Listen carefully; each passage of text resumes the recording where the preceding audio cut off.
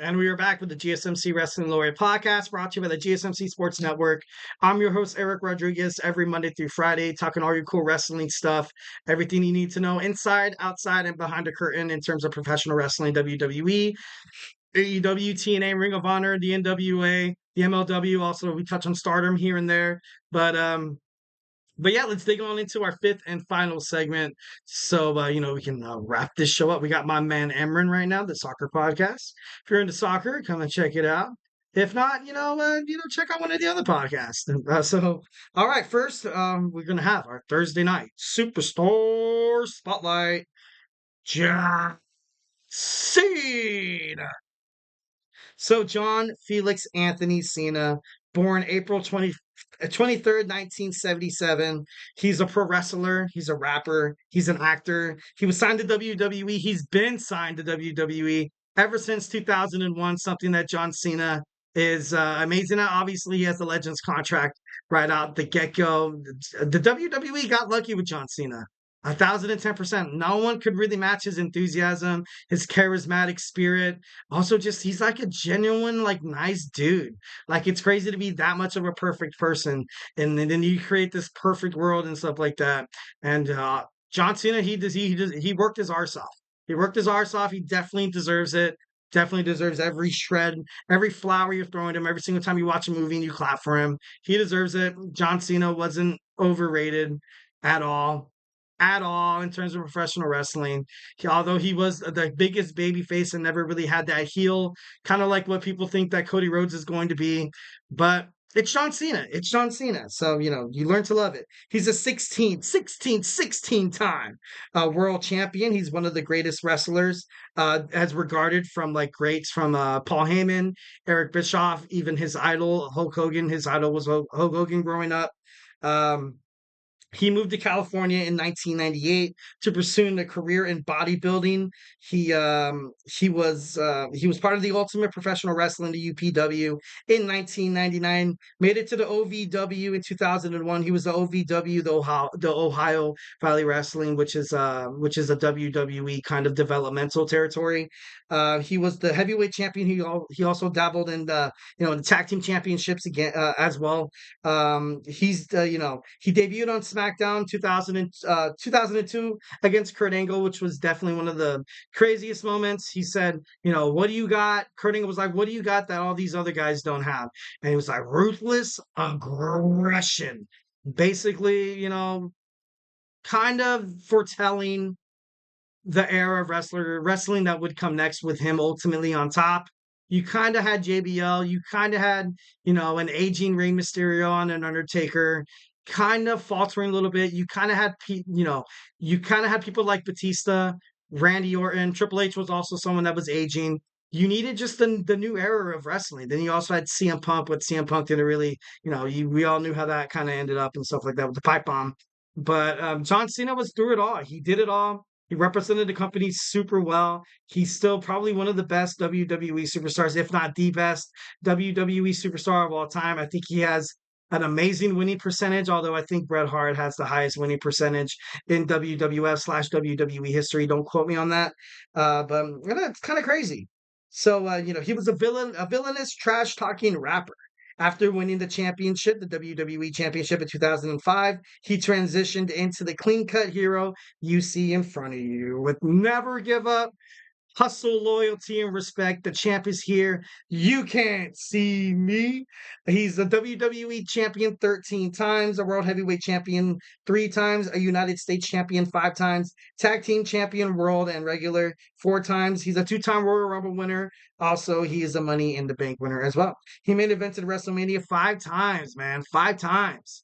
Definitely him and Roman Reigns are like the only dudes that could probably, well, I guess, and Triple H. And Triple H, maybe The Undertaker.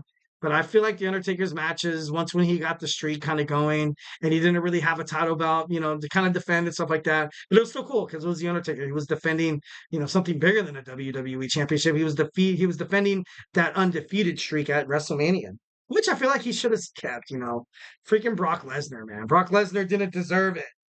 Didn't deserve it. He's also a movie star. We talked about this over and over again. He's definitely he's definitely been there, done that. He was in the Marine. That was his first movie, I believe. Don't quote me on that. Also, he was on, Ferdinand. He was the voice of the bull. He was on Blockers, which was an amazing. It was a funny movie. It was amazing. He's also on Vacation Friends, Bumblebee, Fast and Furious 9, and X. He's part of Peacemaker of the Spirit Squad of the riot. Not the, oh my God! Why do I keep Suicide Squad? Damn, just how you guys know that I'm a huge WWE nerd. It's just like I couldn't even think about the Suicide Squad. I thought about the Riot Squad with Ruby Riot, Liv Morgan, and Sarah Logan. And then you also had that's crazy. That's just crazy. The Spirit Squad with Nikki, Mikey. Oh man, can I name them all? Nikki, Mikey, Kenny. That's all I know. Mitch.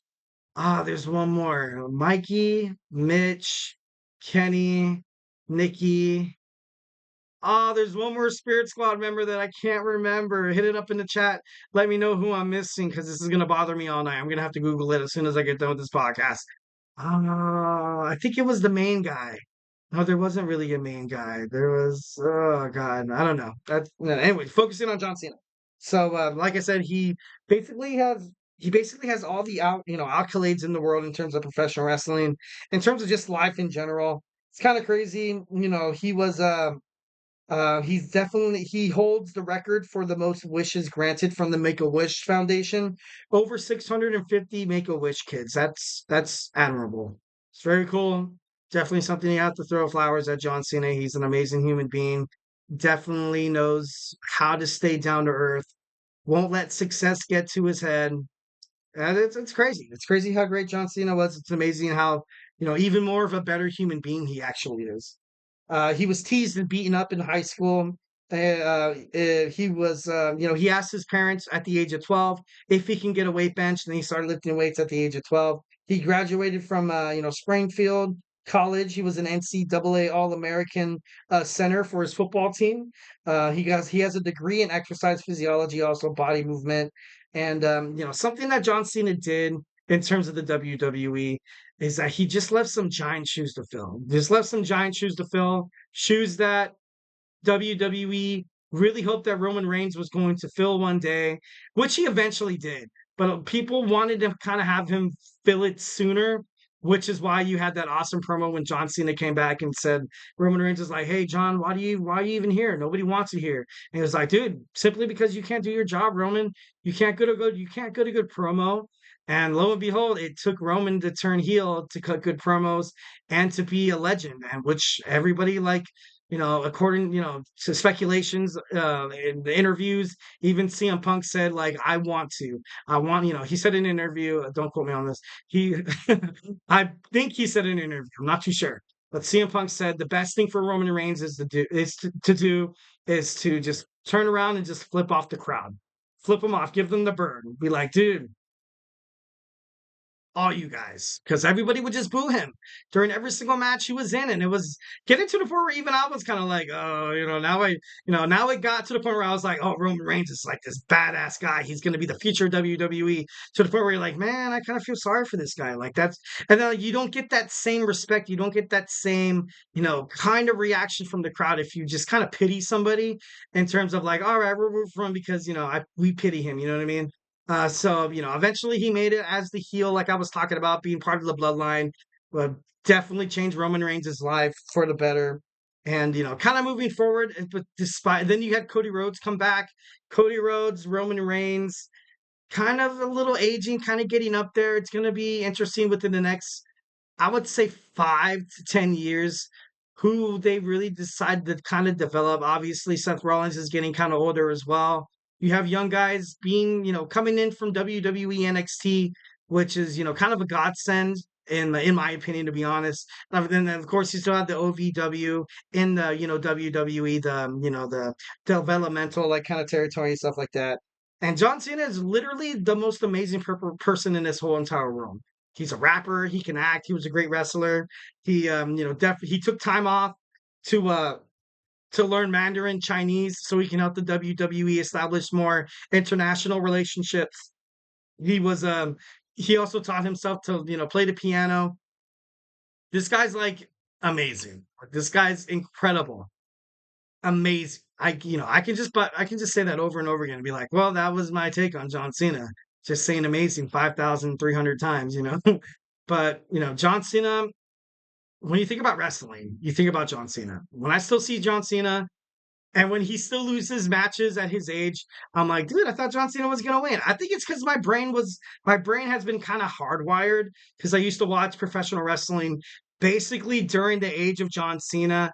And when he left in the late 2010s, that's kind of when I stepped away from WWE, when you just started seeing somebody try to take over as John Cena's kind of predecessor, and it just wasn't good entertainment. It was kind of bad. It didn't take them until probably, uh, I don't know. I would say probably until much recent. No, no, because I watched it, but John Cena was just so popular. He was just so popular, so dominating. Every single match he was in, everybody was like, John Cena's gonna win, dude. John Cena's gonna win.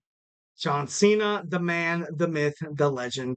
Definitely throwing respect on John Cena tonight. Thursday Superstar Spotlight. Let me know in the chat how you feel about John Cena, in terms of, his accomplishments, maybe his favorite movie, maybe his favorite part in the movie. And, damn, 650 Make-A-Wish wishes. That's so cool, man. That's so cool. If I ever kind of make it in this crazy world in sports media, I would love to kind of be like a John Cena. Such a good role model. Such a good role model. All right, guys. So that was my show. Thank you guys so much for tuning in to the GSMC Wrestling Laureate podcast brought to you by the GSMC Sports Network. Remember to like and subscribe to the show and, leave a positive feedback, leave a positive review. Here at the GSMC Sports Network, we do love a lot of peace, love, and positivity. So don't for, really does make a difference, guys. Remember to follow us on Twitter/X, Instagram, Facebook, and TikTok for more content and updates. And if I haven't made you a wrestling fan by now, we have a bunch of sports podcasts. Go check them out. We have the Andrew Tate Show. We also have Hoops and Heels podcast with Samantha, your one-stop shop for women's sports and stuff like that. Definitely awesome. Jeremy and TJ on sports. Kenny and Manny on football. My man Sam on baseball. Nelson on basketball. Christopher on fantasy sports. We just have podcast, and my man Tommy talking all things college football. Make sure you stay up to date with football because as soon as the preseason kind of comes around, you're gonna want to watch some of the football podcasts that the GSMC Sports Network kind of provides. And it's not like ESPN or Fox Sports where we charge you guys. It's absolutely 110% free. So be a part of the GSMC Sports bloodline. Once again, I'm Eric Rodriguez, your favorite wrestling host in the whole entire world. And hey, stay beautiful.